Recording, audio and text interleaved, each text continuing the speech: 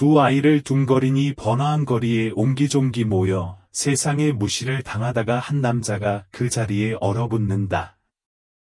강력하고 누구도 건드릴 수 없는 백만장자는 그녀를 즉시 알아봅니다. 한때 그녀는 학교에서 그를 조롱했던 소녀였습니다. 이제 그녀는 무너지고 절망적이며 알아볼 수 없게 되었습니다. 그가 선택한 일은 놀랍기만 한 것이 아니라 너무 대담하고 상상할 수 없는 움직임입니다. 이 이야기가 어떻게 뒤집어지는지 끝까지 시청해보세요.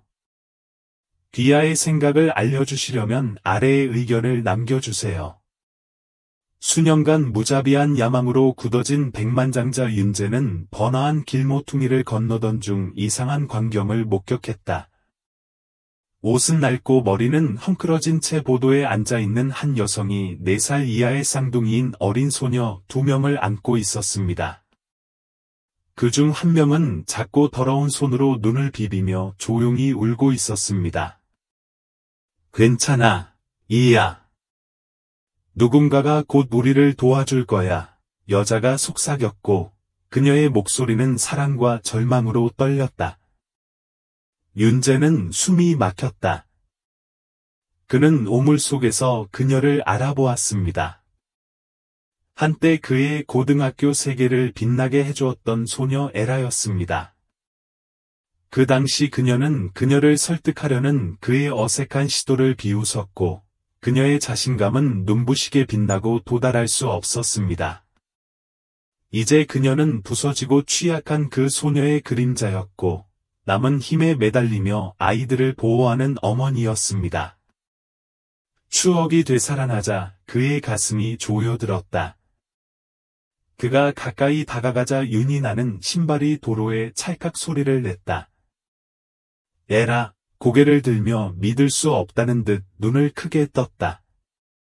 윤재야, 잠시 동안 그들 사이에는 기억이 무거워서 감히 말을 잇지 못하는 침묵이 흘렀다. 당신에게 무슨 일이 일어났나요? 그는 걱정을 숨길 수 없어 물었다. 에라는 딸들을 가까이 끌어당겼다. 딸들의 작은 몸이 자신의 옆구리에 밀착됐다. 상관없어. 우린 괜찮아. 그냥 가. 하지만 윤재의 시선은 소녀들에게로 쏠렸다. 한쪽 배는 으르렁거리는 소리를 냈고 다른 쪽 배는 겁에 질린 눈을 크게 뜨고 엄마에게 매달렸다. 너는 괜찮지 않아.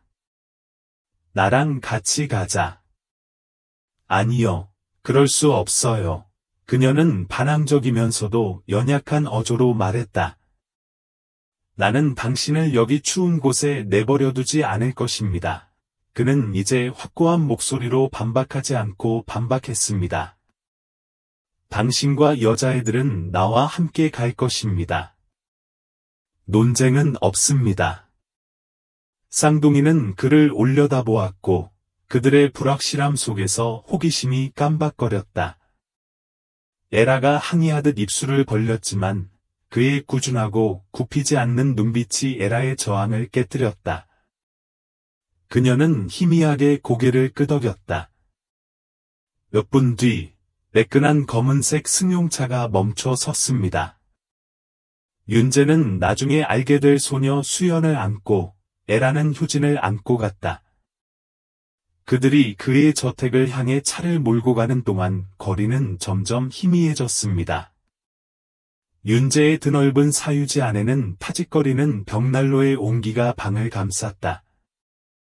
에라는 푹신한 소파에 꼿꼿이 앉아 딸들이 급하게 준비한 가정부 나이의 식사를 지켜보고 있었다. 노부인은 남노한 세 사람을 보자 눈썹이 치켜떴지만 고개를 끄덕이면서 놀라움을 감추고 객실 준비에 나섰다. 에라는 고마워요 윤재 씨, 진심이에요. 라고 속삭이자 에라는 눈물을 글썽였다. 그는 고개를 끄덕일 뿐이었고 그의 표정은 읽을 수 없었다. 오늘 밤은 유예였지만 내일 그는 대답을 요구할 것이고 아마도 그들의 과거를 다시 쓸 기회를 찾을 것입니다. 다음 날 아침, 윤재는 에라를 아침 식사에 초대했다. 소녀들은 신선한 과일과 토스트를 먹으며 낄낄댔지만 에라는 접시에 거의 손을 대지 않았다. 식사는 긴장된 침묵 속에 지나갔습니다. 일이 끝나자 나이는 그들을 데리고 놀러갔고 윤재와 에라만 남았다.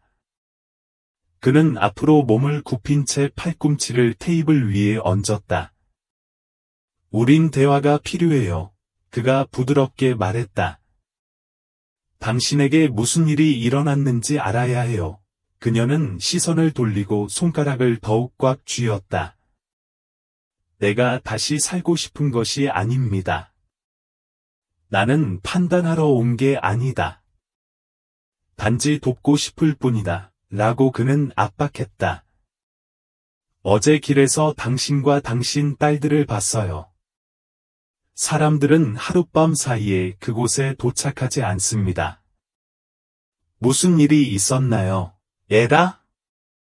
그녀는 날카롭게 숨을 들이켰고 추억이 찬 밀물처럼 몰려왔다. 현진과의 늦은 밤 싸움, 퇴거 통지서가 손에 떨리고 배고픔이 그녀를 갉아먹으며 딸들에게 마지막 남은 찌꺼기를 나눠준다. 마침내 말을 했을 때 그녀의 목소리는 떨렸다. 고등학생 때 현진이랑 사귄 적이 있는데 기억하시죠? 윤재는 턱이 굳어졌어요. 현진은 카리스마 있고 교활하고 매력 아래 포식자예요. 그렇습니다. 무도회 이후에 데이트를 했는데 진짜 사랑인 줄 알았는데 임신했다고 말하니 그 사람이 사라졌어요.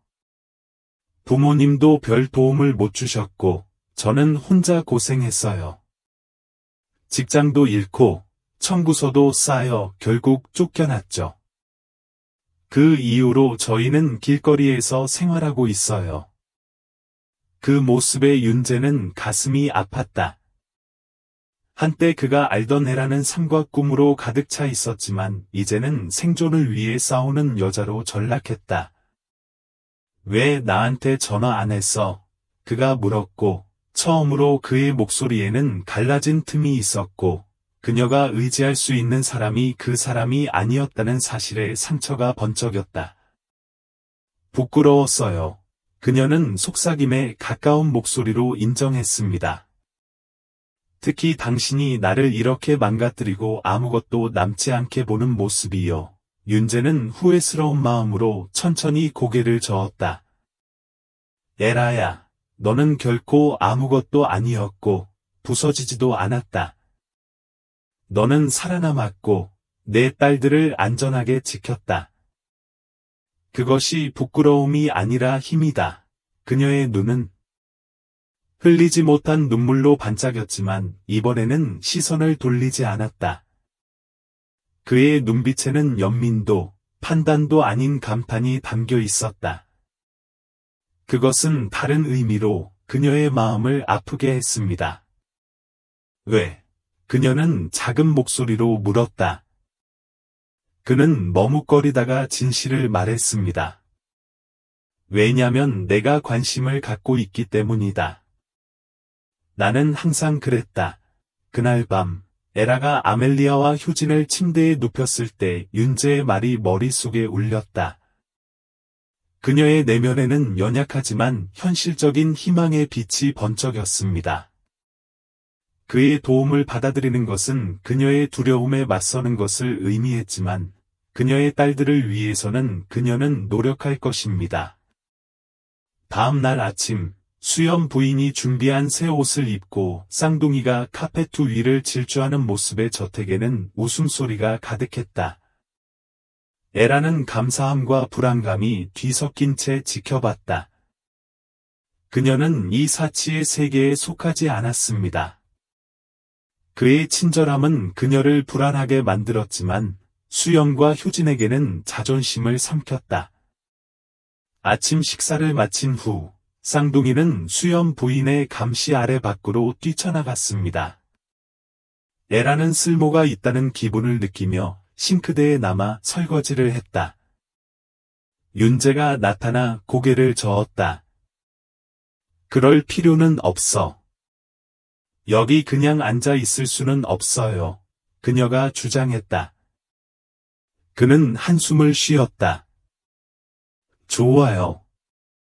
하지만 먼저 여자아이들에게 필요한 것이 있나요? 오! 신발. 그녀는 그들이 그랬다고 인정했다. 그럼 쇼핑하러 가자. 아니요. 그건 너무해요. 그녀가 항의했다. 이거 먹어도 돼요. 엄마. 캐롤은 반짝이는 드레스를 들고 눈을 크게 떴습니다. 그래, 이야. 에라가 목을 조인 채 말했다. 윤재는 처음으로 에라의 눈에 희망이 빛나자 조용한 만족감이 그를 사로잡았다. 쇼핑 여행이 끝난 후 며칠은 조용한 순간과 소소한 즐거움이 은은하게 흐릿하게 흘러갔습니다. 쌍둥이는 새 옷을 입고 저택 안을 행진하며 모든 복도를 각자의 런웨이로 만들었습니다. 에라는 가슴에 가해진 무게가 완전히 사라지지는 않았지만 천천히 올라가는 모습을 보며 더욱 쉽게 미소를 지었다. 아침이면 윤재도 그들과 함께 아침 식사를 하는데 그 습관은 자신도 놀랐다. 에라는 상상 속의 모험에 대해 이야기를 나누는 수영과 효진을 바라보는 그의 부드러워진 시선을 포착했다. 그의 존재는 호스트라기보다는 작은 가족의 일원처럼 되어가고 있습니다. 하지만 윤재의 여유로운 미소 뒤에는 뭔가 불안함이 있었다. 에라의 분투, 그토록 힘센 사람이 어떻게 거리로 나섰는지 에라를 혼자 싸우게 내버려 두었던 생각을 떨칠 수 없었다. 현진이 자신을 갉아먹는 이름, 무시할 수 없는 과거의 유령. 어느 날 저녁, 쌍둥이가 잠든 뒤 윤재는 전화기를 손에 들고 창가에 서서 어두워진 하늘을 바라보고 있었다. 유리창에 비친 그의 모습이 그를 바라보고 있었고 그의 턱은 말 못할 결의로 굳게 다물어져 있었다. 그에게는 에라를 위한, 소녀들을 위한, 그리고 자신을 위한 답이 필요했다. 며칠 후, 쌍둥이가 안전하고 부담 없이 자고 있는 동안 햇빛이 그들을 목욕시켰습니다. 에라는 희망과 결의가 뒤섞인 눈빛으로 그들을 지켜봤다. 윤재는 아래층에서 커피를 마시며 여유로운 미소를 지으며 그녀에게 인사했다. 이제 문제가 해결되었으니 당신에 대해 이야기합시다. 라고 그는 말했습니다. 그녀는 눈을 깜박였다. 윤재가 제안했다. 학교로 돌아간다면 어떨까요?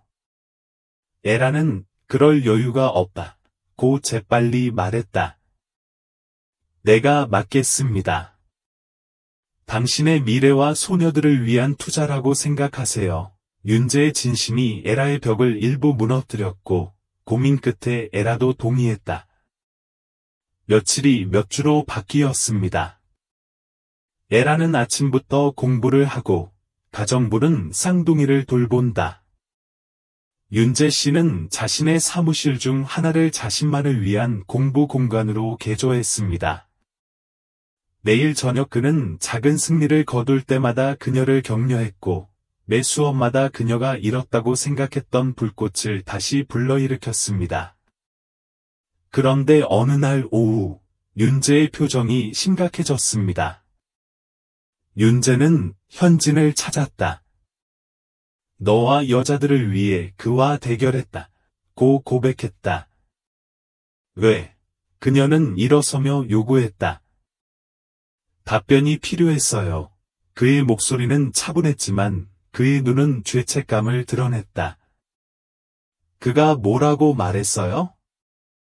그는 당신이 임신했다는 것을 알았고 그것이 더 쉽기 때문에 떠났습니다. 그녀의 손은 떨리고 분노와 고통이 치솟았습니다. 그가 그들에 대해 물어봤나요? 한 번도 아니야. 눈물이 날 것 같았지만 그녀는 참았습니다. 이 문제를 직접 직면해야 해요. 그날 밤 에라는 낡은 바 밖에 서 있었다. 살갗에 파고드는 찬 공기에 손이 떨렸다. 네온 사인이 그녀 위에서 깜빡거리며 갈라진 포장도로에 역겨운 빛을 발산했다. 그녀는 수년 동안 현진을 보지 못했지만 그를 생각하는 것만으로도 분노와 공포가 뒤섞여 배를 뒤흔들었습니다. 그가 약간 흐트러진 채 비틀거리며 나오자 그녀는 숨이 막히는 것을 느꼈다. 시간은 그에게 친절하지 않았지만 그녀의 가슴에 있는 괴로움은 그의 외모 때문이 아니었습니다. 그것은 그가 그녀에게서 훔친 세월, 그가 가졌던 외로움에 관한 것이었습니다. 그녀는 언젠가 그녀의 딸들이 이해해야 할 고통을 안고 떠났습니다. 그는 그녀를 보자 혼란스러워 눈을 깜박였고 그녀를 버리는 것이 사소한 불편함이었던 것처럼 아무 문제도 없다는 듯 반쯤 웃으며 입을 잡아당겼다. 배짱이 있구나. 에라의 목소리는 갈라졌지만 그 아래에는 분노가 활활 타오르고 있었다. 당신은 나를 떠났고 그들을 떠났습니다. 당신의 딸들이 어떻게 생겼는지, 그들의 이름이 무엇인지 관심이 있습니까? 현진은 불편하게 시선을 피하며 몸을 움직였다.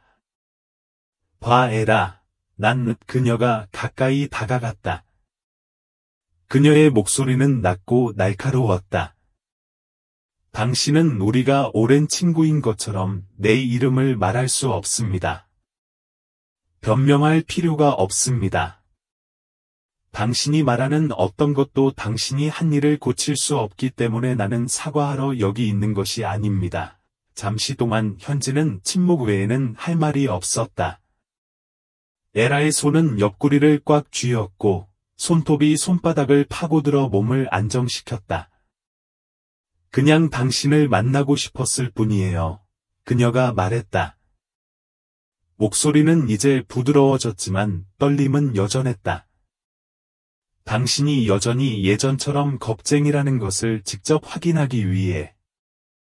그리고 이제 우리는 당신 없이는 더 낫다는 것을 알고 떠날 수 있습니다. 그녀는 돌아섰고 현진은 자신의 실패에 대한 희미한 빛 속에 남겨졌습니다. 마침내 그의 배신의 무게를 덜어내는 것처럼 한 걸음 한 걸음이 가벼워졌습니다. 그녀는 기분이 상하지 않았습니다. 그녀는 자유로움을 느꼈다. 집에 돌아온 에라는 윤재와 쌍둥이들이 마당에서 놀고 있는 것을 발견했다. 윤재의 손을 잡았다. 이제 끝났어. 윤재는 그 눈빛에 감탄하며 고개를 끄덕였다. 우리는 그의 그림자 없이 앞으로 나아갔습니다. 그는 그녀에게 공책을 건네주었습니다. 당신의 목표를 적어보세요. 우리는 함께 계획할 것입니다. 윤재는 에라에게 회사에서 공부할 수 있는 유연한 자리를 제안했다. 긴장했지만 결심한 에라는 받아들였다. 다음날 에라는 윤재 일행을 만났다. 그들은 환영해 주었고 그녀는 비록 긴장했지만 각 업무를 결단력 있게 처리했습니다. 새로운 에너지로 가득 찬 집, 에라가 일하는 동안 쌍둥이는 정원에서 즐겁게 놀았고 윤재도 종종 그들과 합류하며 나날이 소녀들과 가까워졌다. 그들의 유대감은 꾸준히 커져갔고 서로의 시선을 공유하고 조용한 순간을 통해 두 사람 모두 말하기는 두려웠지만 무시할 수 없었던 감정을 암시했습니다. 어느 날 오후 팀 회의에서 에라는 프로젝트 개선을 위한 현명한 제안으로 모두를 놀라게 했다. 윤재의 자랑스러운 미소는 감출 수 없었다. 그 자부심은 다른 것으로 깊어졌습니다. 그는 매 단계마다 그녀 옆에 서 있었습니다. 어느 날 저녁, 소녀들이 잠든 후, 에라는 정원에서 생각에 잠긴 윤재를 발견했다. 괜찮아. 그녀는 그의 옆에 앉아 물었다. 그는 미소를 지었다. 얼마나 변했는지 생각해 보세요. 그들은 조용하고 편안하게 앉아 있었습니다. 당신은 두 번째 기회를 믿습니까? 윤재가 물었다. 에라의 심장이 쿵쾅거렸다. 그녀는 윤재가 얼마나 그들의 세계의 일부가 되었는지, 그의 친절함, 그녀에 대한 그의 믿음, 이 모든 것이 그녀가 설명할 수 있는 것보다 더 많은 것을 의미한다는 것을 깨달았습니다. 그녀는 자신이 그에게 반하고 있다는 것을 알았지만 다칠까봐 두려워서 주저했습니다. 그녀는 시선을 낮추었다.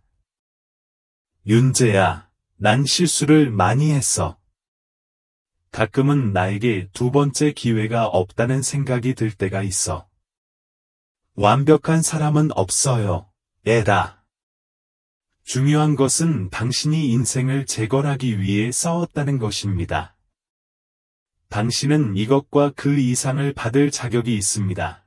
그의 말은 다른 어떤 것과도 비교할 수 없을 정도로 그녀를 위로했습니다. 그녀는 심호흡을 한 뒤 고마워요 윤재 라고 인정했지만 시간이 좀 필요하다고 속삭였다. 윤재는 기다리겠다 고 약속했다. 에라, 앞으로 할 일이 너무 많아. 그의 말은 그녀의 마음을 따뜻하게 해주었고 몇 년 만에 처음으로 그녀는 더 밝은 미래가 가능하다고 믿었습니다. 그날 밤 그녀는 침대에 누워 과거를 잊고 싶은 마음이 들었습니다. 윤재가 옳았다. 두 번째 기회는 진짜였고 그녀는 그 기회를 낭비하지 않을 것입니다. 수영과 효진이 집으로 돌아가자 저택은 이내 웃음과 에너지로 가득 찼다. 한때 일에 열중했던 윤재도 그들의 장난기 가득한 혼란에 휩싸이면서 소녀들과의 유대감이 깊어지는 것을 느꼈다. 그들의 기쁨은 전염성이 있어 집안이 따뜻함으로 가득 찼고 에라의 조용한 변신 속에서 어느 날 그녀에게 그 사람이 진짜 누구인지 아세요? 라는 메시지가 그녀를 덜컥 놀라게 했습니다. 첨부된 윤재의 흐릿한 사진에는 매끈한 드레스를 입은 아름다운 여성의 맞은편에 앉아있는 윤재의 모습이 담겨 있었는데 그녀의 미소는 조금은 낯익은 것 같았다.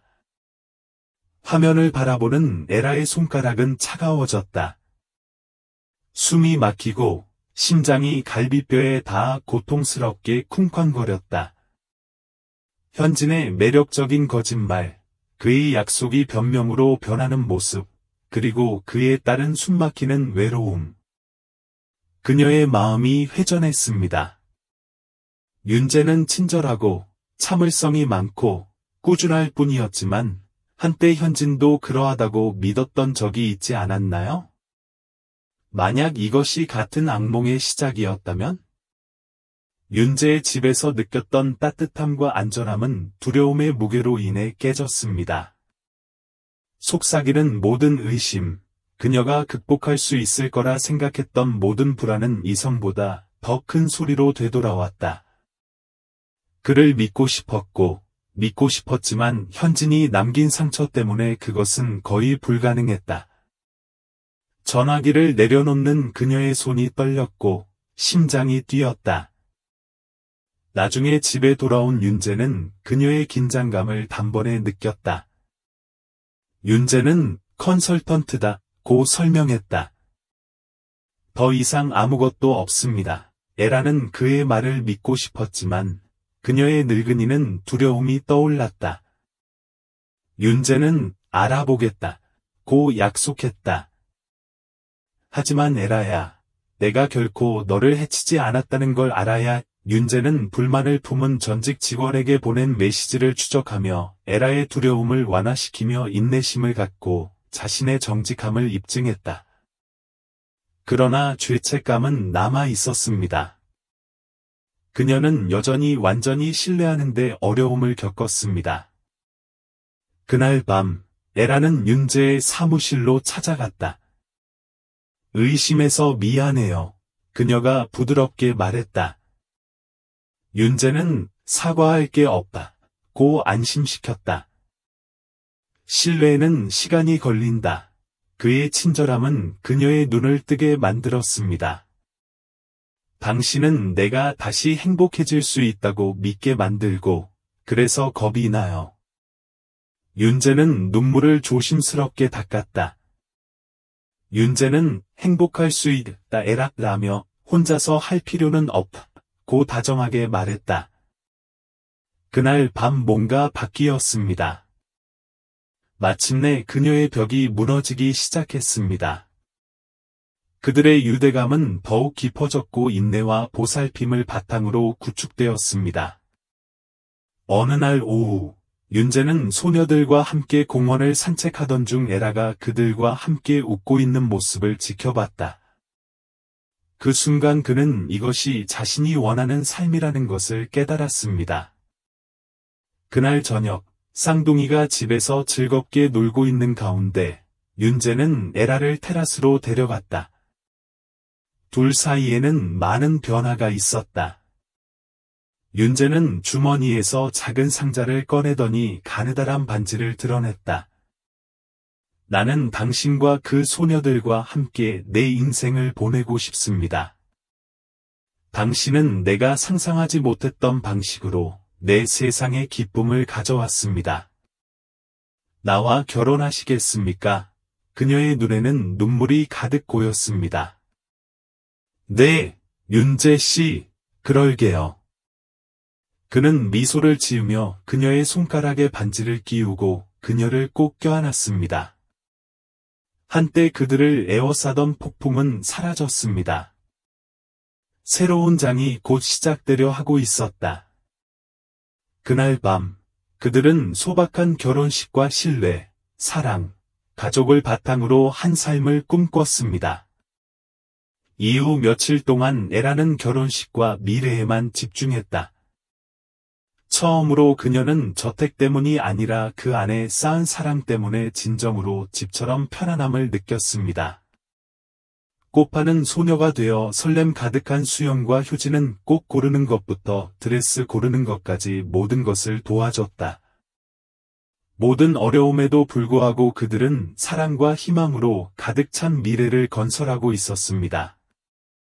결혼식 날 아침, 윤재에게로 걸어가는 순간 그녀의 모든 두려움은 말끔히 사라졌다.